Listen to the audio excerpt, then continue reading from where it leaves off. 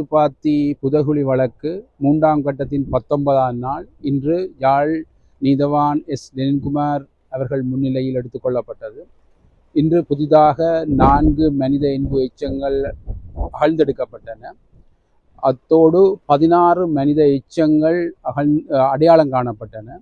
இன்று மொத்தமாக இதுவரை 302 மனித எச்சங்கள் அகழ்ந்தெடுக்கப்பட்டிருக்கின்றன. அத்தோடு அடையாளம் காணப்பட்டவை மனித எலும்புக்கூட்டு தொகுதிகள் 318 காணப்படுகின்றது.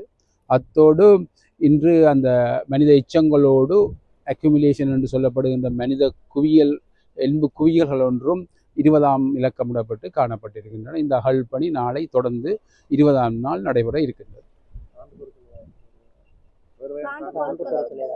இன்று சான்று பொருட்கள் ஒன்றும் எடுக்கவில்லை. ஒரு குறிப்பிட்ட பகுதிகள் 6 மனித எச்சங்கள் ஒரே அளவில் போடப்பட்டு காணப்படுகின்றன. அத்தோடு ஒரு இடத்தில் அந்த கால் மடித்த நிலையில் புதைக்கப்பட்டதை காணக்கூடியதாக இருக்கின்றன. எலும்புக்கூடுகளும் இருக்கின்றன. சிறுவர்களுடைய அதைத்தான் சொல்லணும். இன்னொரு குவியலும் இல்லை. மற்ற சிறுவர்கள் இன்னொன்று அங்காலயம் 6 இருக்குது. இஞ்சாலயம் 2 குவியல் மனித எச்சம் அடையாளப்படுத்தப்பட்டிருக்கு. ஆனால் அக்குமுலேஷன் 20 மட்டும், ஒரு குவியல் மட்டும்தான்.